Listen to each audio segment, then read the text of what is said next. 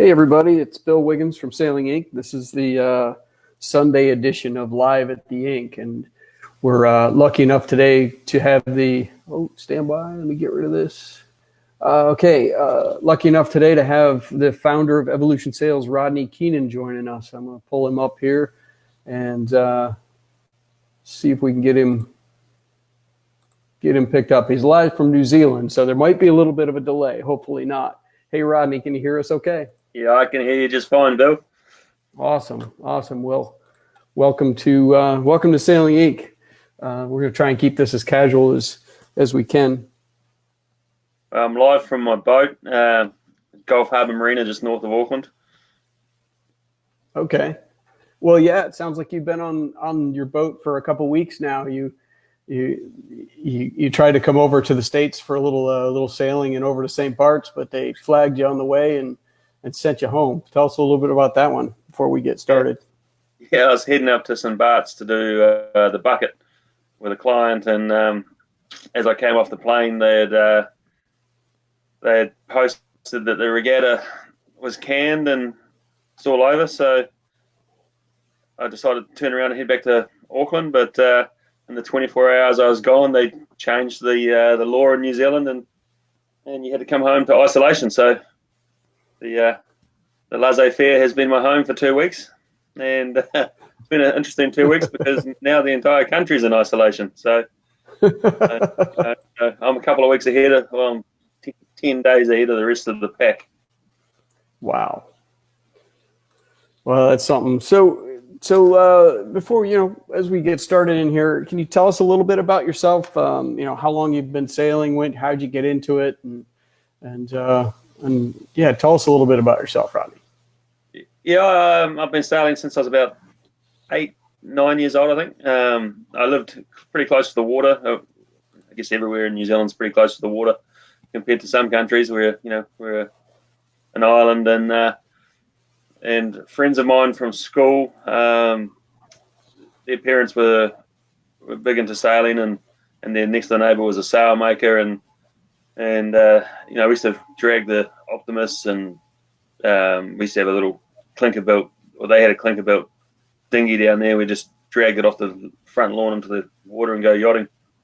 What was that boat called? It was a clinker built, just like a traditional built dinghy. Okay. Clinker built boat. Yeah, so it's clinker construction. So it's like a planked hull. Okay. So, right. So we'd go sailing after school, and sometimes we'd get in trouble. We'd say we'd be home at 6 o'clock, and we'd be a bit more adventurous than we probably should have been, and the wind would die, and we were a long way from home, so it'd be more like 1 a.m. when we got home, and to not very impressed parents, Didn't really understand that that a small dinghy in an outgoing tide is not going to get very far. Flushed out the harbour. Got a couple of whacks for getting home after midnight when I'd said I'd be home at 6. Yeah, I think all of us did in different ways. Yeah. So what made you get into sailmaking? Well, as I said, when I first left school, I went and worked for Southern Spars. Okay. And so I did a couple of years at Southern Spars, and that was right in the transition of race rigs going from that was in the late 80s. So that was in the transition of a lot of race rigs, and Southern Spars really going from building IOR masts. We used to do a lot of IOR 50s, 1-tonners, things like Steinlager 2, and the old IOR Maxis, and that was going into the period where the 92 America's Cup, was going to be the first real big event with carbon rigs. Okay. International event. And so the new America's Cup class, going from the 12 meters to the IACC class, was going to carbon rigs. So, but in the transition from aluminium rigs to carbon rigs, or aluminum rigs as they call them in America, in that transition, I discovered that carbon fiber dust and epoxy wasn't very good for me, and I'd break out in pretty horrendous, reaction to the resins. So at that point, I decided that making carbon fiber masks wasn't for me, and I needed to do something else. And the neighbour of my childhood friend, he owned a sail making business, and he was, he'd a couple of years before he'd come back from the '87 America's Cup and set up his thing. And so there's a fly going across the screen. I was wondering, is Biscuits running around on your boat right now? And anyway, so I went and worked for him and a little company called Dave Giddens Sales, which I guess it wasn't so little back then. There was about 11 of us there, right? And the nickname was Simple Scissors, because it was, you didn't have a plotter or a computer, and everything was El Manual. But it was a good way to learn. Yeah. Well, yeah. When you start, in that rudimentary, then once you start bringing all the new technology to it, you really have a better understanding of it for sure. So, yeah, no, absolutely. It was good. It was I did that, and I was with them for a couple of years, and then I went and worked for an even smaller company for a couple of years, where there was just 3 of us there. Okay. And that was quite good fun, because I got to, everything from, got taught how to design the sail to every aspect of it. And because with only 3 people, everything from designing it to building it to fitting it to selling it, and that was good. And then in 1994, I joined Lidgard Sales. What was the name of it? Lidgard. Okay, yeah. And at the time, Lidgard Sales was a pretty big company, and we were doing a lot of projects, a lot of Whitbread projects, a lot of America's Cup type stuff, and so I was with Lidgard for 3 years, and left them when Doyle New Zealand was founded. And you went straight over to Doyle. Yeah, I went from Lidgard, which at the time was a pretty big company by New Zealand standards. There's 20 to 30 people there, and I went to Doyle where there was 3 of us, and and we started from scratch, and that was fun building it was quite good times, building the Doyle brand, hadn't long been established really in the US. Right.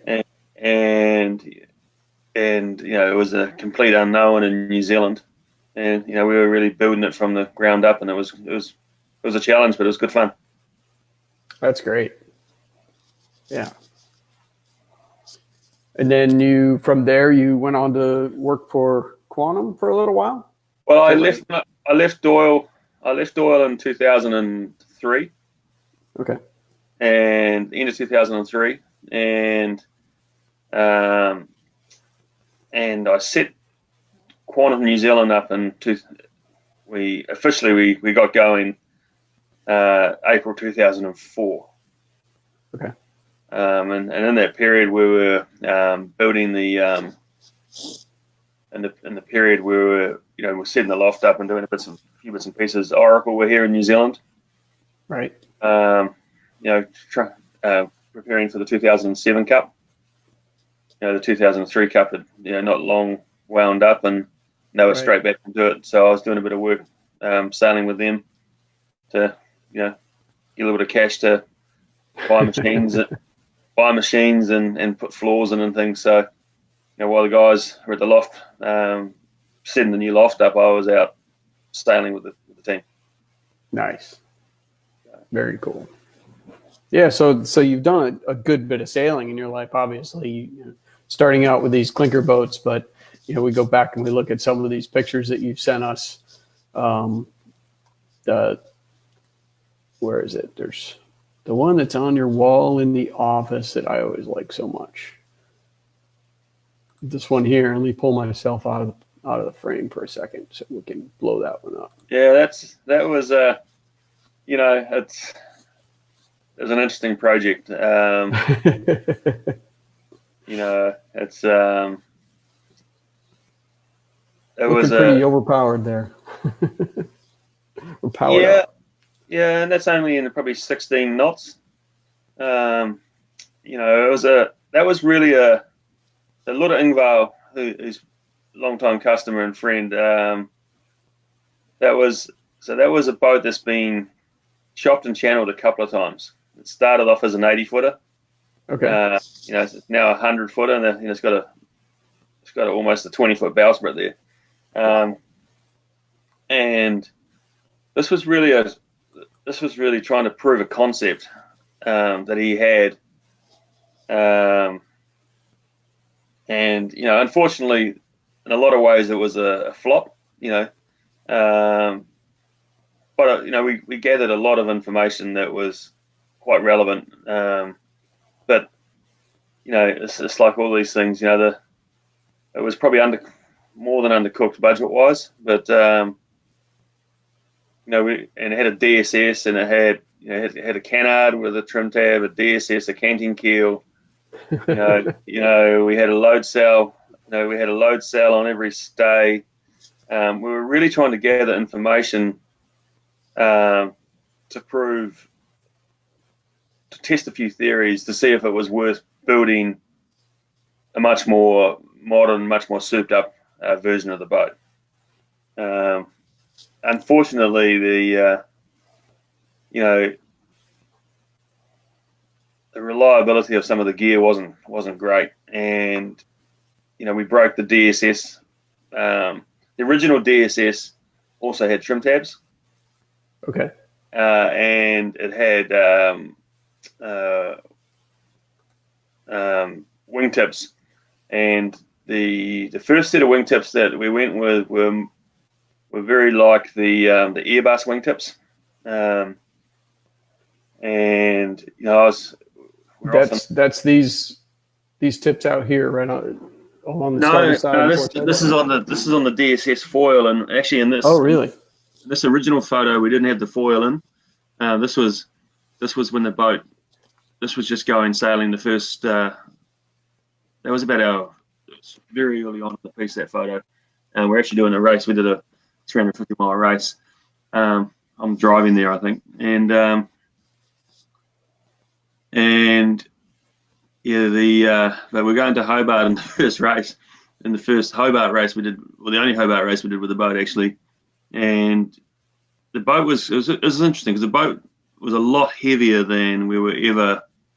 It came out a lot heavier than, I don't know quite how it happened. I think some of the data that, you know, we did a lot of wind tunnel testing for this project, you know, but the displacement was never anywhere near what, you know. Unfortunately, you know, a little bit of bullshit in, bullshit out, and the numbers we were using on displacements for the wind tunnel testing when the boat hit the water were nothing like accurate. So, you know, we spent an enormous amount of time working on this project when really, you know, the base numbers that we were given were just inaccurate. So it really threw the numbers. So in terms of an upwind sail design, that didn't change a lot, but in the downwind sail design, you know, we were probably barking up the wrong tree to start with, because, you know, we thought the boat was, you know, about 18% lighter than it actually came out. So, you know, a significant amount of weight in a big boat. And but you know, but the boat had some moments, and the DSS thing was quite interesting. You know,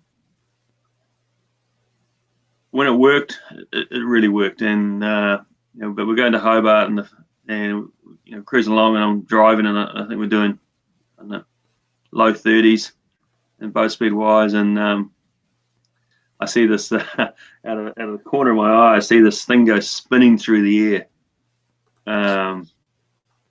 bright orange thing, and the DSS is orange, and and this thing is like cartwheeling through the air, and I said to the guys, I think we just lost one of the tips. But the interesting thing is we lost the tip off the windward side of the board. So the board's deployed, it's on a hydraulic ram, or it was on like a wind drive, and it would spit out. You deploy it out the leeward side, and then it also had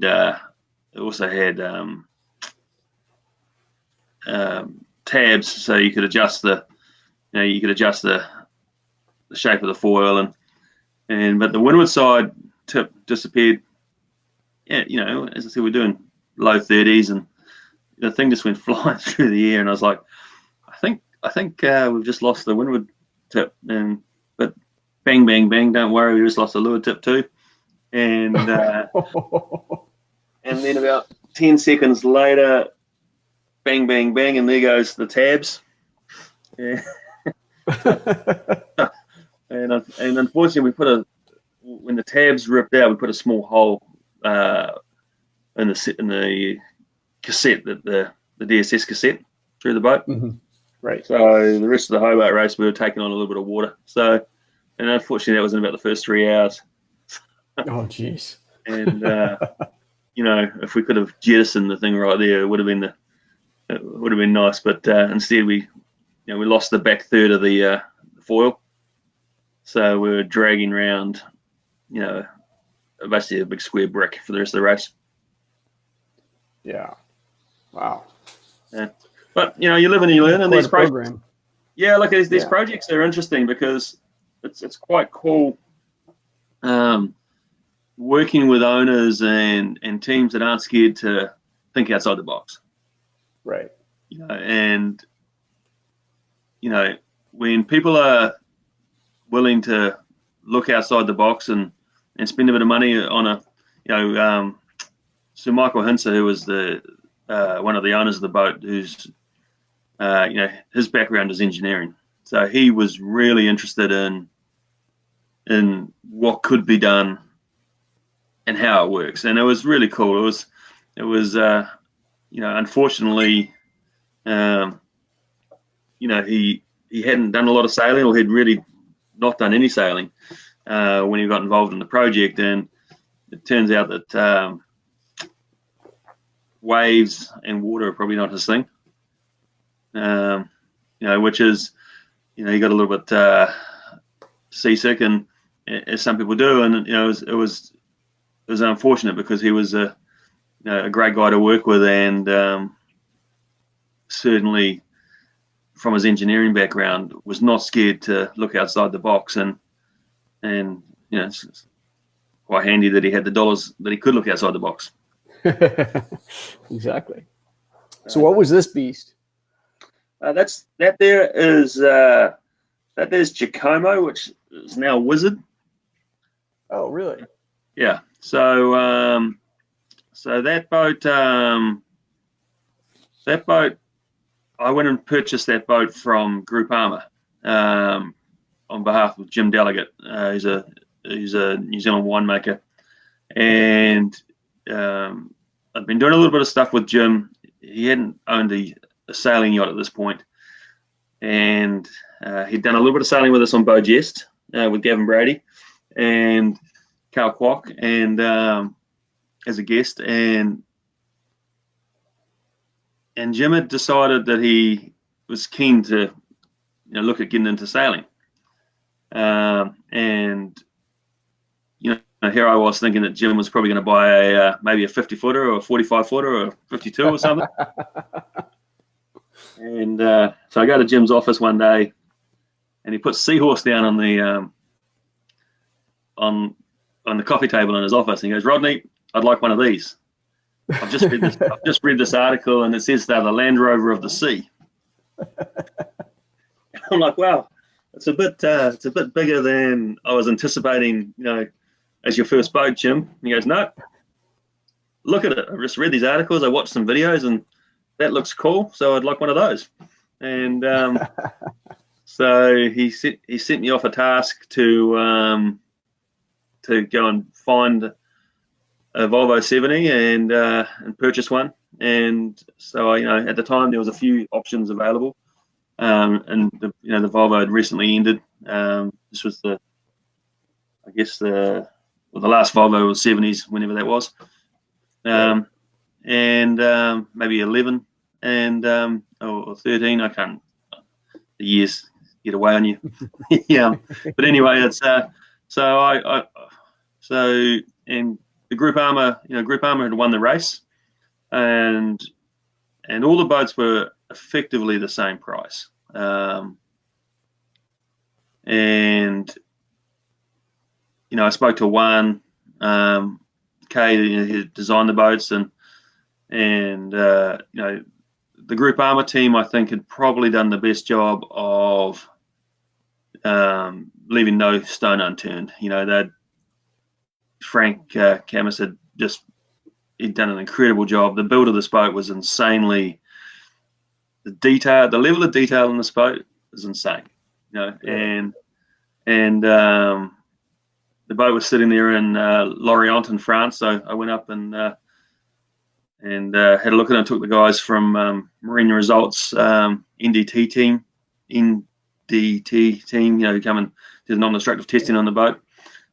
They came across from the UK with me, and we went through the boat. We found, almost no delamination in the boat. The boat had just been flogged around the world. It was in really good condition. It was sitting in a shed in Lorient, and it was pretty clear that was the boat to buy. If effectively all the 70s were the same price, and if you're going to buy, and get the best one, right? Yeah, and they're all going to cost the same to run. If you buy a TP52 or a Volvo 70, they're still going to cost effectively the same amount to buy sails and replace gear and rope, and so you buy the best boat you can afford, and they're all been the same price. That's the boat we bought. So yeah, and so we got the boat straight back to New Zealand, and we took a different route with that boat, so Blackjack, Australia, Peter Harburg in Australia had bought Blackjack, which was the Telefonica boat. Okay. And which is a sister ship, or near sister ship, and they had gone down this track of really interesting. Sorry, Squark, probably throw you under the bus, but they'd gone down this track of really trying to speed the boat up, and thinking that they had a shot on line in the Hobart race in the right conditions. Right. I never saw that as a real option. You're not going to. I just don't think you're going to beat. It'd be 1 in 100 where a Volvo 70 is going to beat the Wild Oats, and there's too many hundred in Australia. There's 400 or 500 footers in Australia.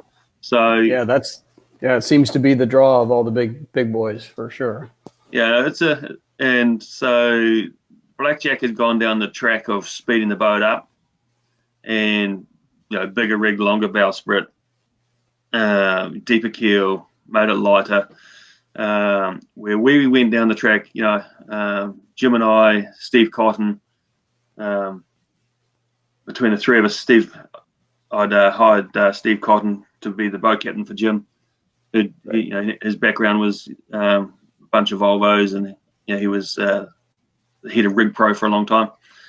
And so Steve had taken over as boat captain, and between the three of us, we decided that we would take the other track and make the boat the best rating Volvo 70 in the world. And so we put a lot of time into developing, IRC, ORC code zeros that we could go pretty close to on the wind with, that we got zero penalty for. So we went to Hobart that first year, and Blackjack in a 2-day race, they owed us about 8 hours on handicap. Okay. And then we beat them on the water. No, actually, sorry, we didn't beat them on the water. They beat us by 2 minutes. They did beat us by 2 minutes, but they owed us about 7 hours. So we beat them by a fair a fair chunk. And that boat was proven to be a good boat. We set a lot of records with Giacomo, and and then I guess the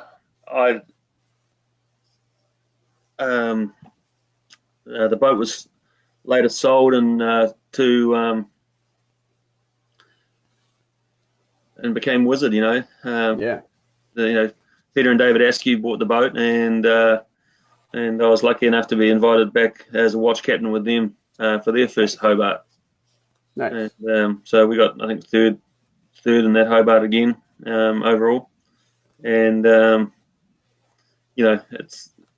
was the Volvo 70s as Jim put it, he nailed it really. The Land Rover of the sea.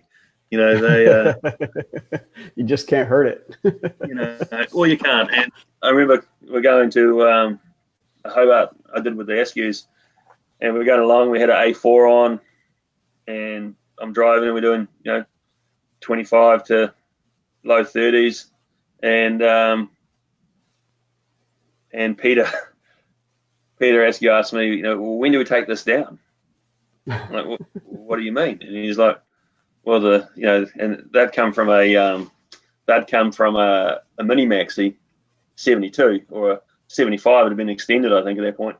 He goes, well, our other boat would literally have shattered, broken to pieces by now. We couldn't do this. And I was like, well, this is what these things are made for, and we can do it all day. So we did. So no, it's the boats are they're pretty cool projects. I think they're very hard to beat. In an offshore, it's if you're going to if you had the budget, it's pretty hard to beat a Volvo 70 for an offshore race. Yeah, absolutely. So one more quick sailing story here, and then I want to get into talking about sails a little bit. But tell me about this picture. That's with my favorite bowman. So actually on this fine vessel, which is actually not very racy, as you can see, with our I'm not exactly Mike Beasley and I about a month ago, I guess, completed the the Evolution Sails around the North Island two-handed race, and that was in Napier, where we won that leg, and we ended up second overall, which I didn't really strip the boat out, so I was a bit surprised how well we went, but there was a bit of upwind, and this is an early 2000s phar design, and that generation of phar boat just loved to go upwind, so and we did that. We actually beat one of the TP52s across the line on that leg. It was upwind and plenty of breeze for in a Beneteau 47.7. Yeah, there you go. Yeah. So actually, in the second morning, we were second on the water. There was only 152 out of three of them in front of us, and after going upwind all night and breeze, and so these boats are.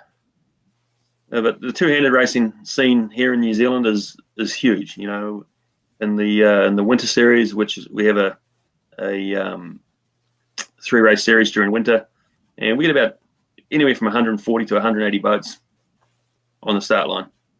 Wow! So, and that's it's like a 50 miler, a 70 miler, and a 100 miler. Yeah. It's big. It's big. This around the North Island race. They limit the number of entries, and the race was oversubscribed in I think the first 20 minutes of entries opening 6 months out in the race. Wow! I couldn't get an entry, so I had to sponsor it.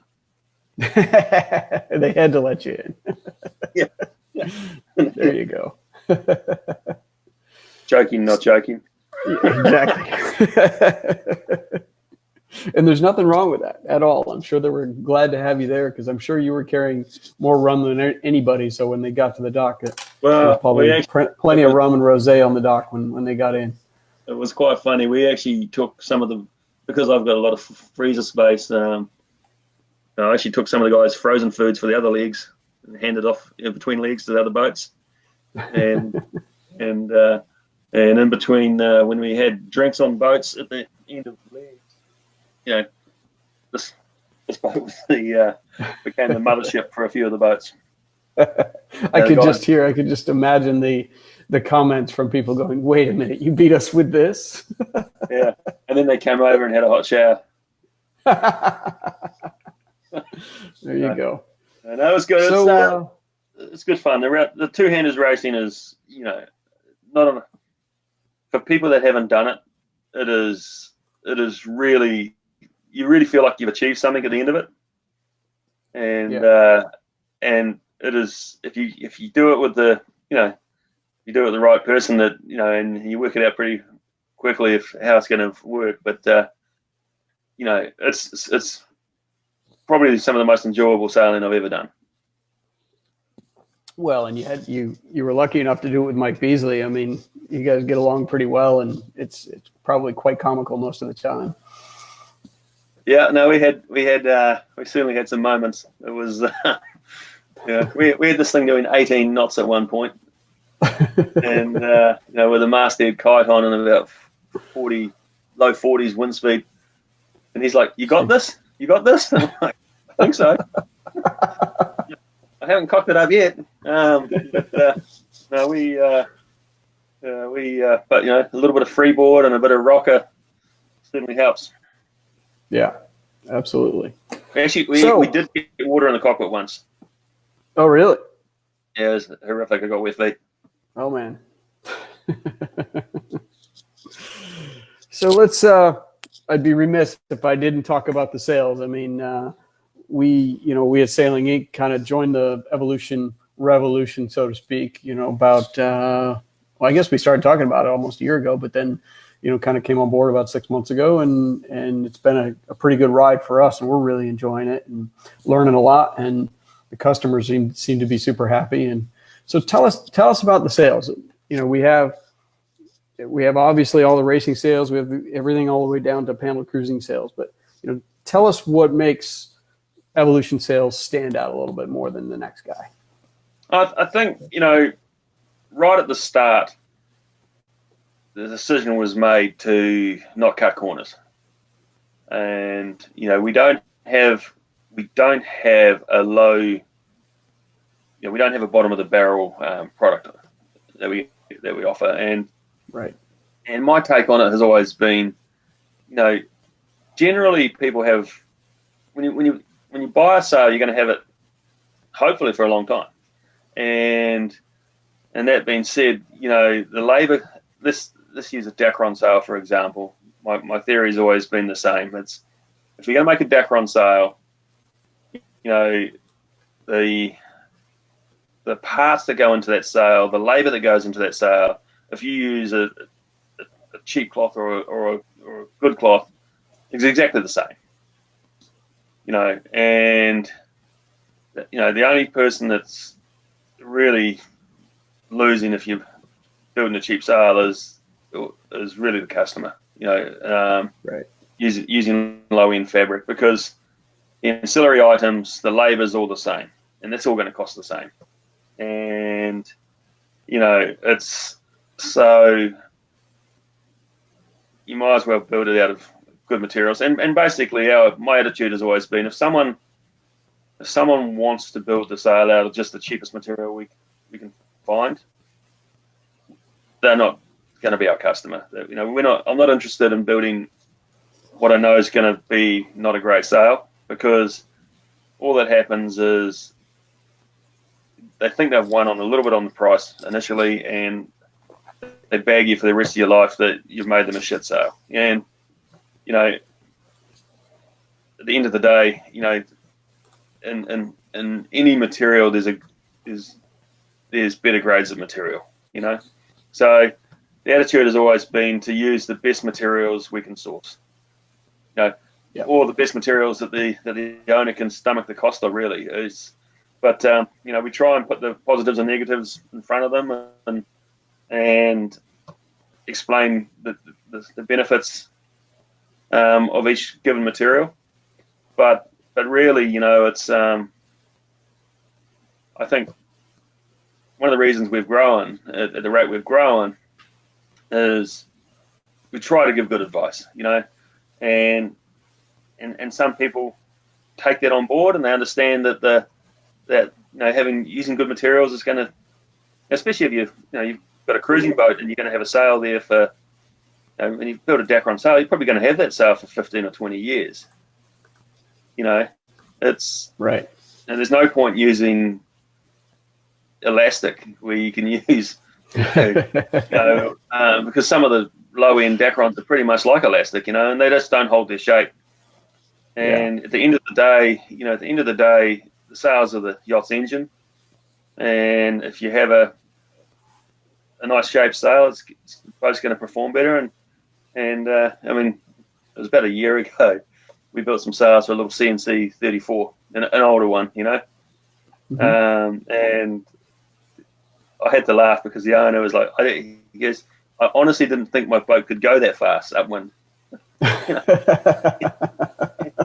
He'd been sailing around with some sails that literally were 15 or 20 years old, and we put a new set of we did like a little crosscut Dacron mainsail and a tri-radial cruising laminate, 145% Genoa, and he's like, holy moly, this boat actually sails. I didn't actually think it could sail. I was like, I had to ask him why. He goes, well, I've just never. It's gone so badly with the old sails. I just assumed that it didn't really sail, and the only reason he'd actually replaced the sails was they were physically, they were done.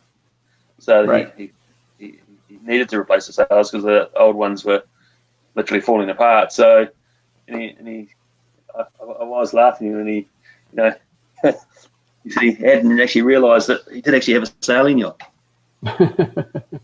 Well, I have to tell you, I'm pretty amazed at how quickly. Well, I mean, you guys have been doing it so a long time, but you guys just nail the designs. When it comes to whether it was the VX1 or the J111 or the J88, you were sending sails over for our customers right off the bat and just nailing it right out of the box. And the look on the customer's face when they see these sails. And then they put them on the boat and they fit perfectly, and then they go sailing and they start winning races. People are like, well, where have these guys been? Why haven't we heard of them? So it's pretty amazing how quickly this is coming along in the U.S. and around the world, really. So it's I know we're ecstatic about it. I know the Roman family seems to be super excited too, because you won them a world championship. So. Yeah, well, it's I see this comment from Mark here, the Y evolution thing. I think it just comes back to what we were talking about, Mark, with, it's the ethos, start to finish, of we're not leaving, we don't want to leave anything on the table in terms of design, materials, right down to, for a relatively small company, compared to some of the bigger brands out there, we have actually probably a lot more structure than most people, and right down to how we deal with clients and how we do repairs, how we fit sails. And from top to bottom, the whole thing about the company is, the entire way through these projects is about doing the best we can with the best materials, with the best service, and hopefully the best design. It's and we do at all levels, from dinghies to, I mean, it was just put up a photo there, that's a 130-foot Wally yacht. So there's really no level of sales that we don't do. We actually, I guess there is a level. We just turned away an opportunity to quote on a very big boat, but once they have to be pretty big. I think it's we've got about 70 odd meter, 200 whatever that is in feet, Bill, I can't remember. We can build big sails, and once they get beyond the size of the building, that's where we stop. Yeah. Yeah. I mean, when we were down there a little over a month ago, it was, I forget what sail you had a small jib on the floor for this 120 footer, and the sail was massive. It blew our minds. And then the next day we came in and you guys had pulled that sail off the floor and the mainsail was out, and that didn't even come close to fitting on the floor down there. It was just absolutely stunning how big these things are and how heavy they are. But you guys, the detail work that goes into these sails is absolutely amazing, and the quality is just stunning. So yeah, look, it comes down to using good materials. It's you can use good materials and use good materials in the correct way. With the design team that understands yachts, you're going to end up with a nice product. It's that simple. Yeah. And to be honest, in today's world, there are, a lot of sail makers are making good products. It's EM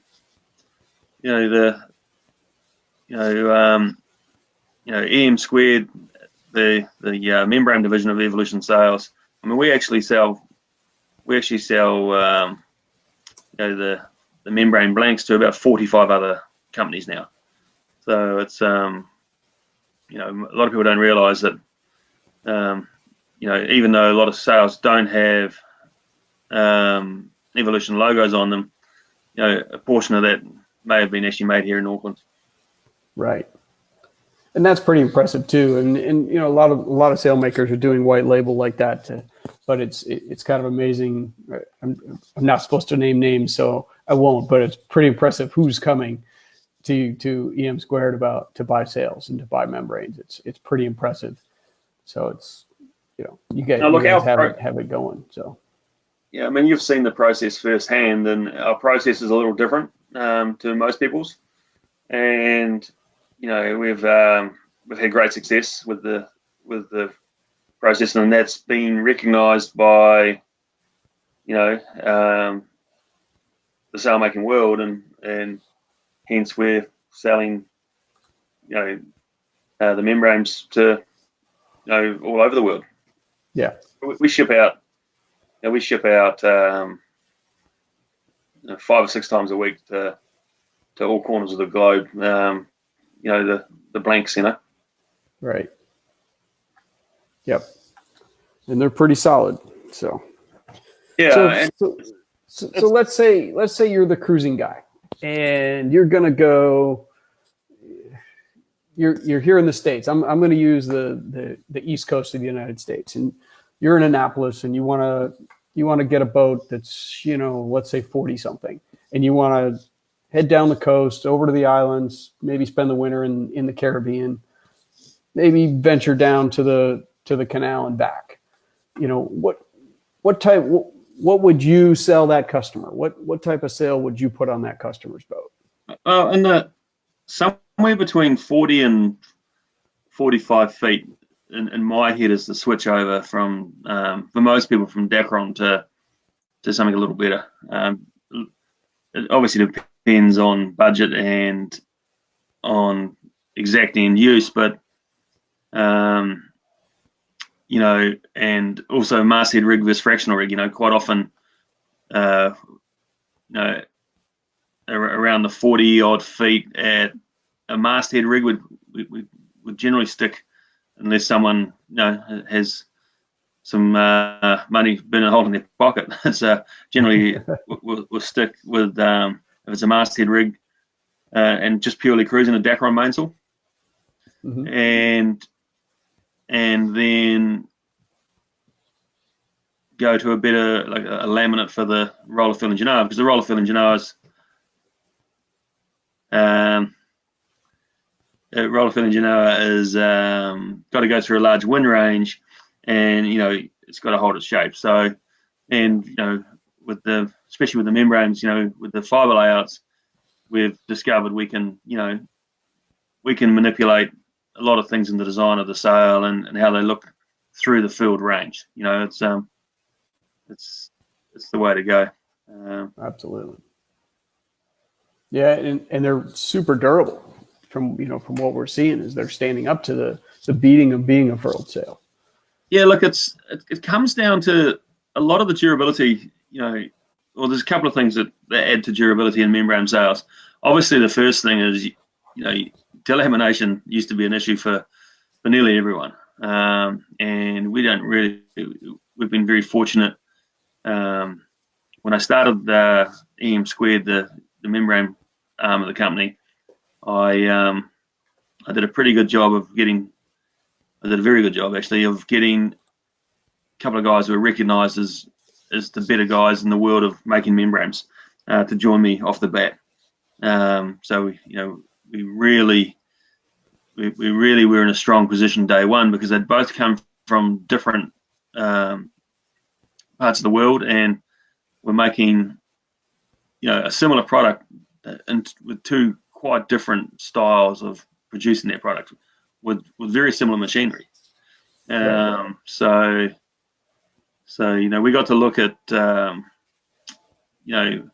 sit down and talk to them and it was we've come up with a system that we feel is the best for us, and it has proven that way, and it's proven to be the best for a lot of the people. The other sail makers, as I said, will buy membranes from us because they like the product. And then the other thing that people in the durability that we do, I like to put a lot of off-axis fibre. So, people talk, when they're talking membranes, they get all bunched about how much DPI and how much, fibre's in the sail. And that's relative to a point. But the reality is, in these products is, everyone is making, all membrane manufacturers have a certain amount of structure in the sail that covers, the ultimate use of the sail. And I think what we've done a good job of is recognizing the failures or the points that, the competitors' sails have failed historically, and our own products have failed historically. And so we have a lot more off-axis fibre taking care of the loads that other people aren't really thinking about because it takes a little machine time, more machine time than dollars, to be honest, in terms of materials, because you don't need a lot of off-axis fibre and say out of the end of a batten pocket, where or out of a reef diamond or out of a Cunningham car, where historically people have seen things split.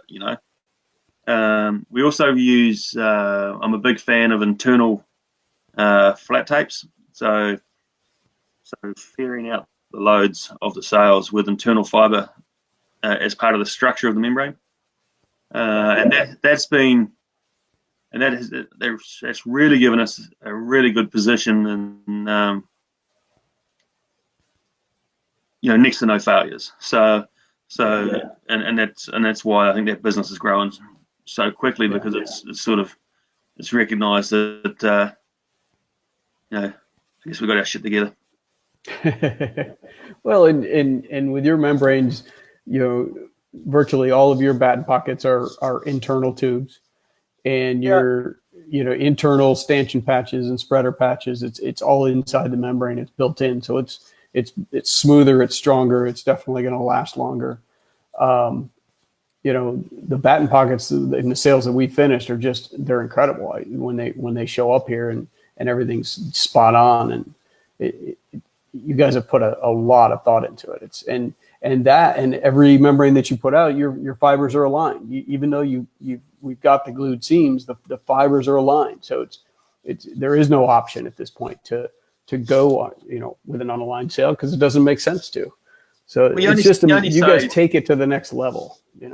Yeah, you don't save a lot to go non-aligned. You might save 3 hours in say a 40-footer sail, which is 3 hours of machine time, and it's I don't know, let's call it $300, right? $100 an hour.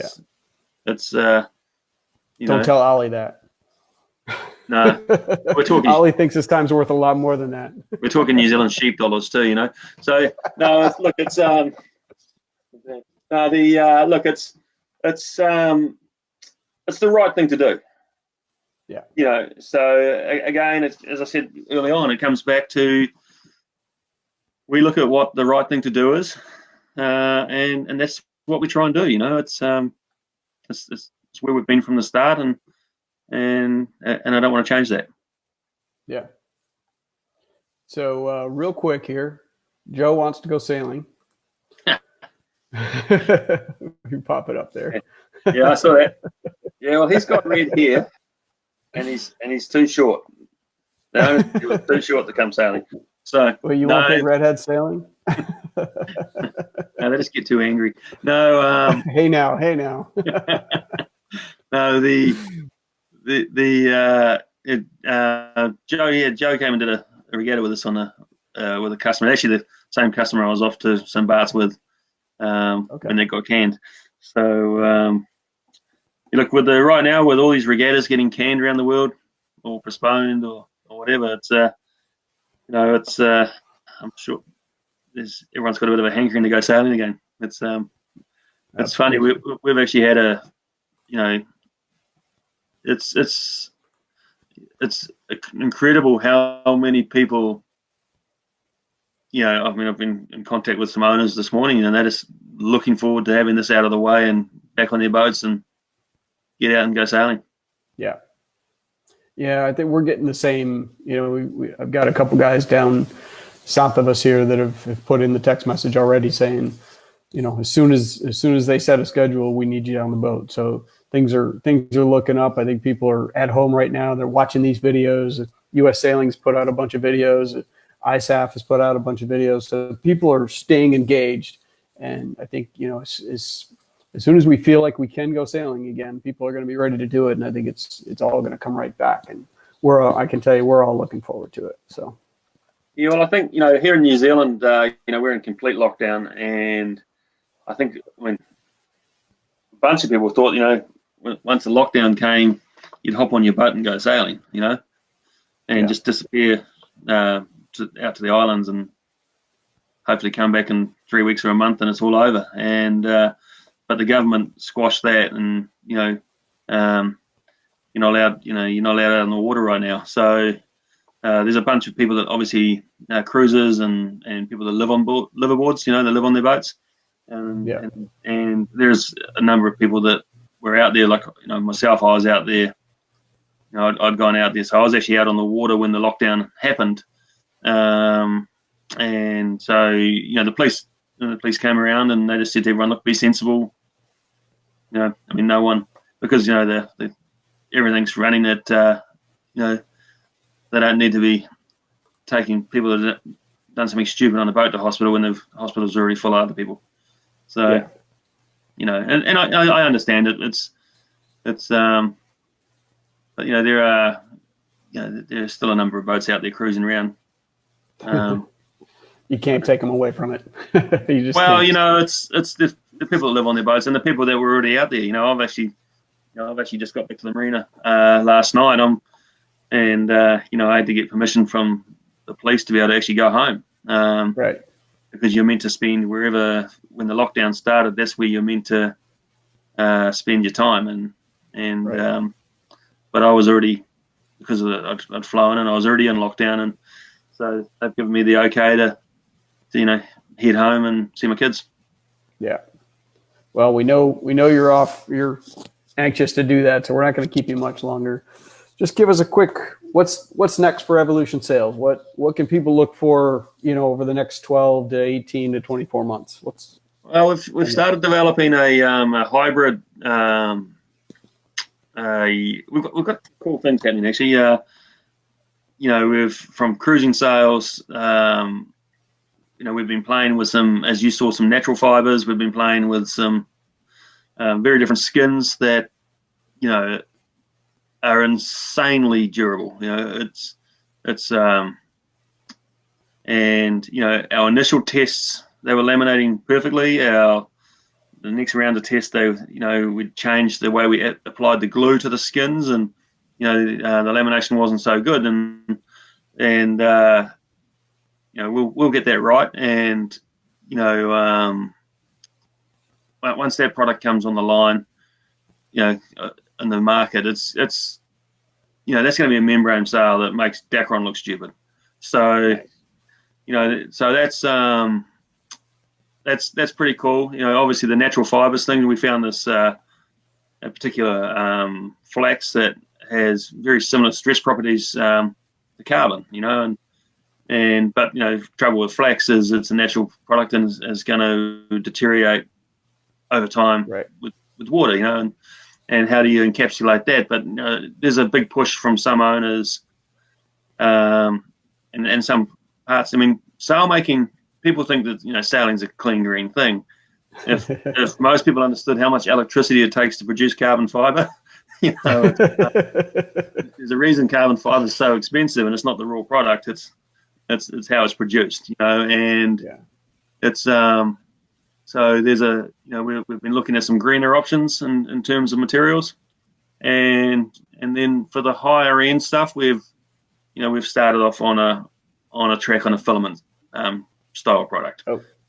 And that's moving pretty quickly, and it was moving pretty quickly until about 2 weeks ago.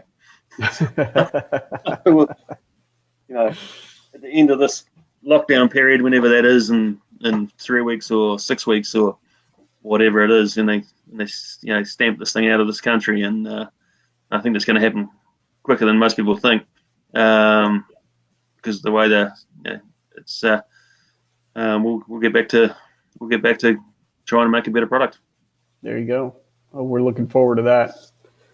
But absolutely. So, all right, Rodney, I appreciate you taking a little bit of time out of this really important day of yours. You're going to get back to your family and get some hugs in and enjoy your house a little bit. Yeah, no, it's Monday here, so I've tidied the good ship up. I've just got a few little things to clean up and empty the fridge, and I'm out of here. Well, that's awesome. I've done a pretty good job of emptying the fridge myself in the last couple of days of all the beer. That's awesome. That's awesome. Well, we definitely appreciate it. And if what happened with our last video was we got a lot of questions that kind of popped in as people were watching it later in the evening. So as those questions come in, I'm going to send them over to you and let you reach back out to those people and answer the questions. I'm sure there's going to be a lot of them. So again, Thank you for taking some time, and we'll talk at you later. All right. Thanks, guys. Bye. Thank you, Rodney.